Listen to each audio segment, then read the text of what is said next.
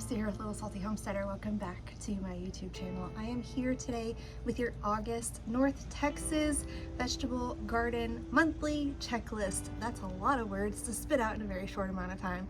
I have been doing these. I think this is the 12th one now. So before I begin going through the list, I like to give you guys the sources that I use so that you know I'm not just generating this list out of thin air.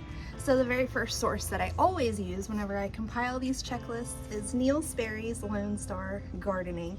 And this is a wonderful resource. Aside from telling you what you need to do each month, it also gives you troubleshooting tips, great plant ideas for you to plant within your space, regardless of your gardening expertise.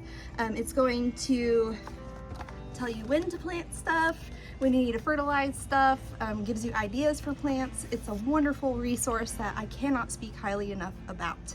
The second source that I use whenever I compile these lists is a website called Dallas Garden School. She is a master gardener located here in North Texas in Dallas, and my dates very closely align with hers, so I find her to be a very reliable source of information.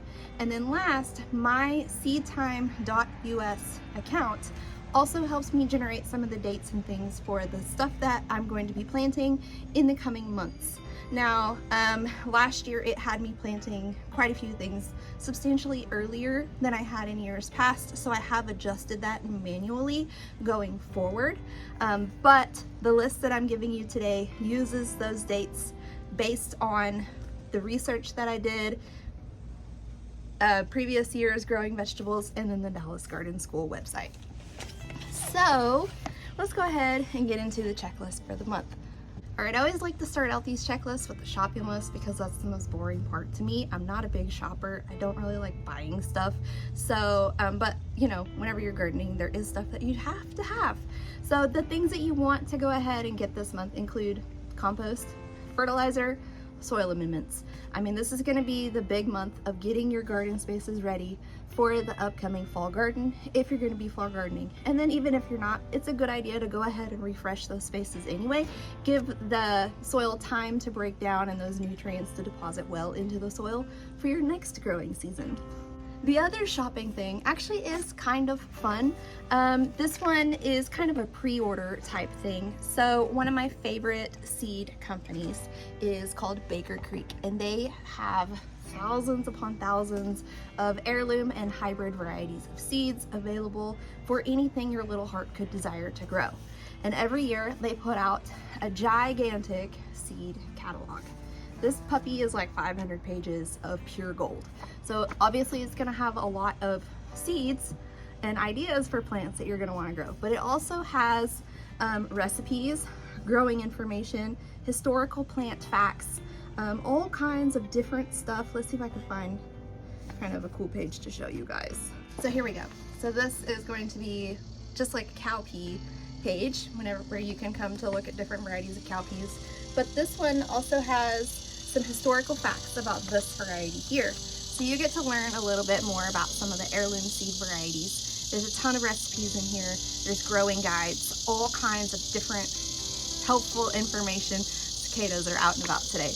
And in August, they open up the pre-orders for these. So you can pre-order it for like $10 and you have like a wealth of knowledge plus a beautiful catalog to grace your coffee table or your bookshelf. And then after the pre-sales have ended and they begin officially shipping, the price goes up to $14.95. So if you are in a shopping mood and you know for a fact that you're gonna want to get this catalog, go ahead and get the pre-order version and save yourself $5. All right, so August starts the fall garden season hard and heavy here in North Texas. So there is a ton of stuff that can be planted. So starting with the direct sown crops for your fall garden, you can direct sow cucumbers, beans, summer squash, zucchini, Swiss chard, and then closer to the end of the month, you can also go ahead and direct sow radishes, rutabaga, and turnips. If you like your brassicas and your leafy greens, you're gonna seed start those this month, meaning you start your seeds indoors and you're gonna transplant them out in about 6 weeks. And those are gonna include broccoli, Brussels sprouts, cabbage, cauliflower, mustard greens, spinach, and Swiss chard. Now, I did put out a fall garden video earlier in the month of July that details sort of the date range for those things. So go hunt for that if you're curious about when to plant any of those things.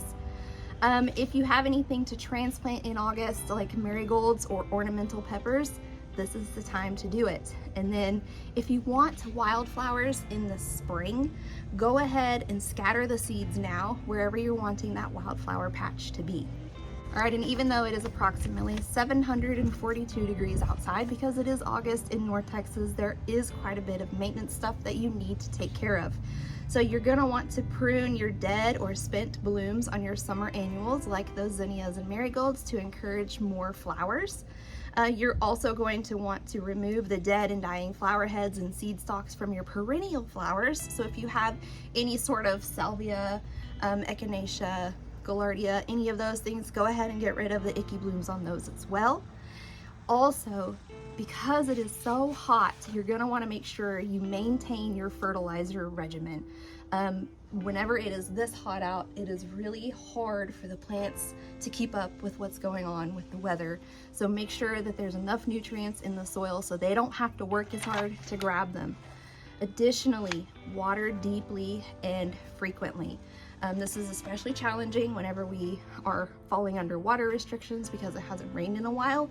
But if you have the opportunity to do like a slow drip hose or irrigation or something like that, you want a good 30 minutes in each spot so that the water goes deep, so that those roots, the roots will reach down instead of spreading out.